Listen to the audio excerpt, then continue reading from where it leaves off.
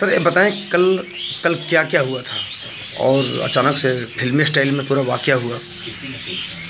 हाँ कल मैं हमेशा की तरह लिंक कोड लेने के लिए कॉलेज झरिया गया हुआ था और लिंक कोड में मैंने पेशी का निपटारा करने के बाद किसानों के कुछ आवेदन आए हुए थे रकबा संशोधन के लिए, तो उस पर निराकरण करने के बाद हमेशा की तरह अपने रूट बेलगांव होते हुए टुमला के रास्ते वापस आ रहा था। तभी कुल्हारपुर नदी के पास पुल के पास एक ट्रैक्टर मुझे नदी से निकलती हुई दिखाई दी, जिसमें मैंने ये समझा कि ट्रैक्टर रेत लेने के लिए नदी पे आई हुई है। तो उस पर नाबालिग बच्चे बैठे हुए, नाबालिग बच्चों के द्वारा रेत का अवैध परिवहन करना मुझे प्रतीत हुआ। तो मैंने उनको रोक के पूछताछ करना चाहा कि किसकी गाड़ी है, कौन रेत यहाँ से निकाल के ले जाना चाह रहा है। तो जो चालक था वो ट्रैक्टर रोक के बात करने को तैयार नहीं हो रहा था। उसको मैंने भी समझाया कि तुम ट्रैक्टर रोक के बात करो, क्यों आए थे यहाँ पे और किसकी गाड़ी है, कौन रेत यहाँ से निकालने के लिए भेजा है। तो चालक जो था बार बार बदतमीजी कर रहा था, कह रहा था कि मैं ट्रैक्टर नहीं रोकूंगा, मेरा घर है आगे हाथीबेड़ में, नंदलाल यादव का ट्रैक्टर है, मैं घर के पास ही रोकूंगा, मेरा बैटरी शॉर्ट है, यहाँ खड़ी नहीं करूँगा।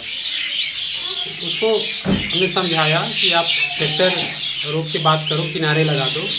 इस पर वो बार बार जब पूछ ही रहे थे तो ट्रैक्टर बढ़ाने जैसी हरकत कर रहा था, जिससे हमें चोट लगने की संभावना थी। इस पर मैं किनारे हो गया और अपनी गाड़ी के पास आके खड़े हो गया। लेकिन मेरा साथ जो मेरा कर्मचारी था श्रवण कुमार नायक, वो उसको समझाता रहा कि आप ट्रैक्टर किनारे लगा दो।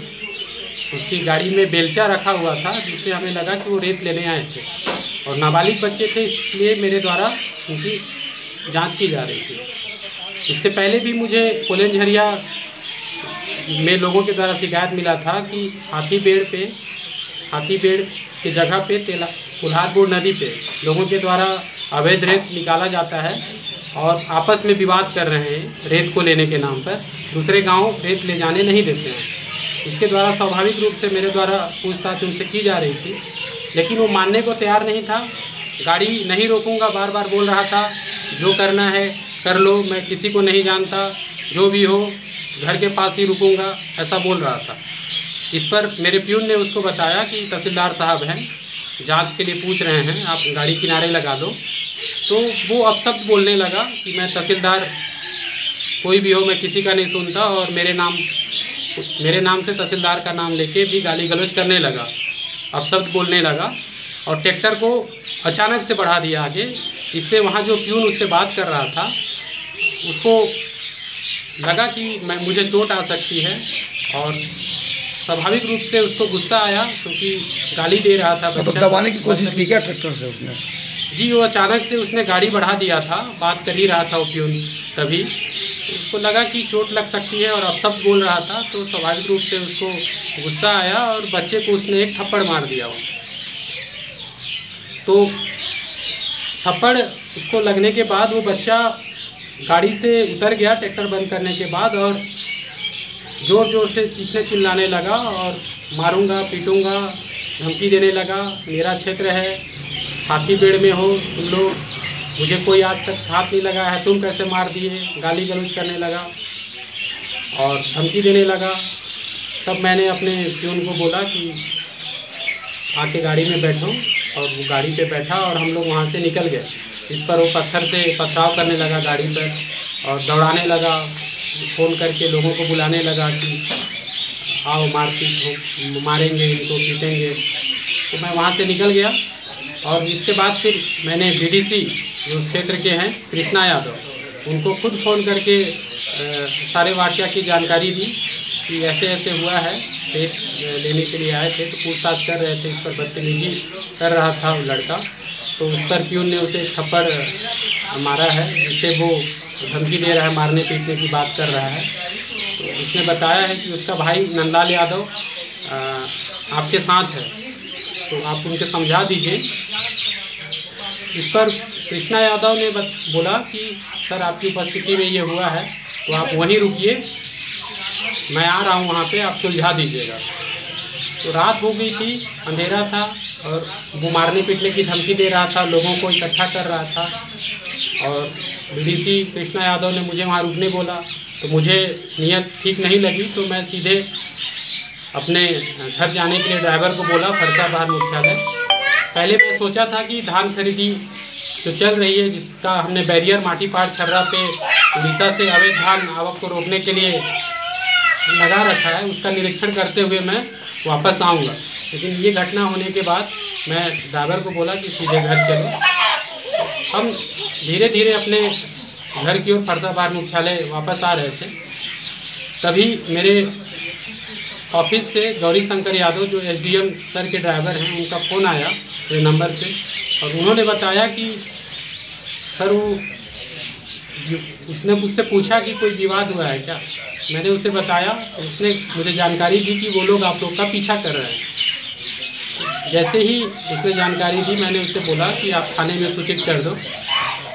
तो उसके बाद में कुछ देर में मैं देख रहा हूँ कि आगे तुमला मुख्य मार्ग लवाकेरा से ले लूँगा सड़क से 100 मीटर दूरी पर तुमला के रास्ते पे आगे स्कॉर्पियो गाड़ी रास्ता रोक के खड़ी है।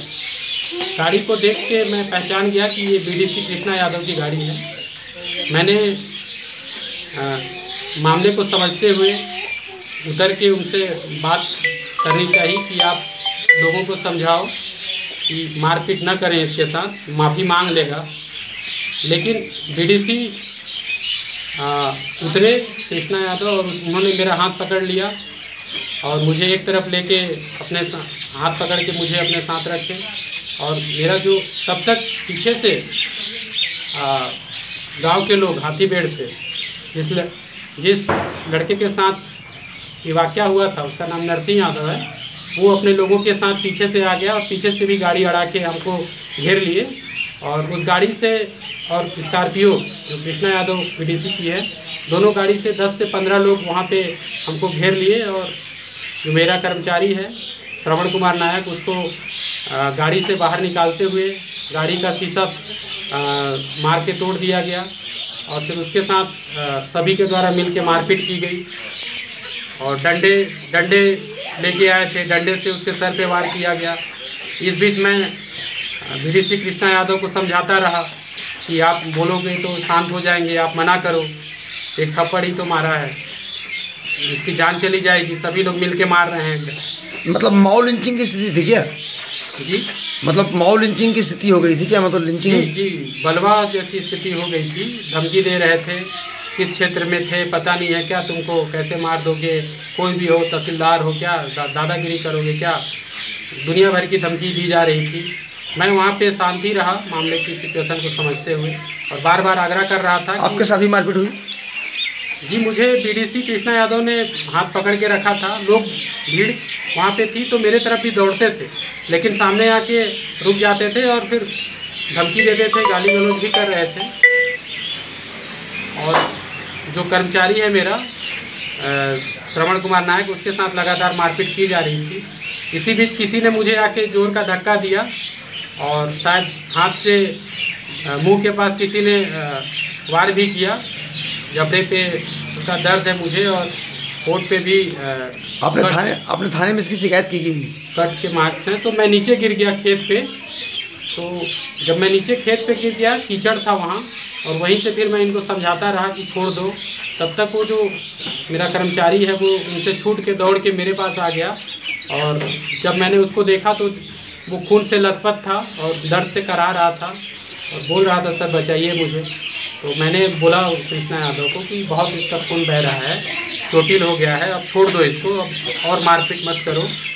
फिर भी वो नरसिंह यादव लड़का चिल्ला रहा था कि मैं इतने में नहीं छोड़ूंगा, जान से मार दूंगा इसको।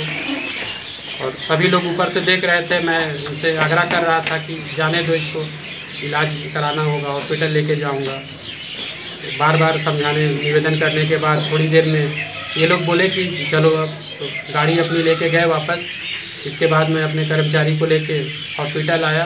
उसका मुलायजा कराने के बाद इलाज कराया और उसके बाद विधिवत थाने में जाके विक्टिम जो है श्रवण कुमार नायक के द्वारा FIR कराई गई है और पुलिस के द्वारा कार्रवाई की जा रही है। आप खुद तहसीलदार हैं, आपके साथ इतना बड़ा वाकया हुआ, आपको घेरा गया, फिल्मी स्टाइल में आपके साथ मॉब लिंचिंग की कोशिश की गई, इसको आप किस नज़रिए से देखते हैं? बहुत ज़्यादा दुस्साहस वाला काम है, गुंडागर्दी की गई है। आदतन अपराधी प्रवृत्ति के लोग मुझे नज़र आए वहाँ, बार बार समझाने के बाद भी नहीं समझ रहे थे। जनप्रतिनिधि की उपस्थिति में ये सब हुआ, उनको समझाना चाहिए था अपने लोगों को। समझाने के अलावा गुटबाजी करते हुए उपस्थिति में घेराबंदी करके इस तरह से भीड़ के द्वारा मिल के मारपीट करना, उसकी जान भी जा सकती थी। बहुत बुरा है, दुर्भाग्यपूर्ण है। पर मेरे साथ साथ प्रशासन का इसमें मान सम्मान को ठेस पहुंचा है और मुझे तो बहुत बुरा लगा। मैं मानसिक रूप से बहुत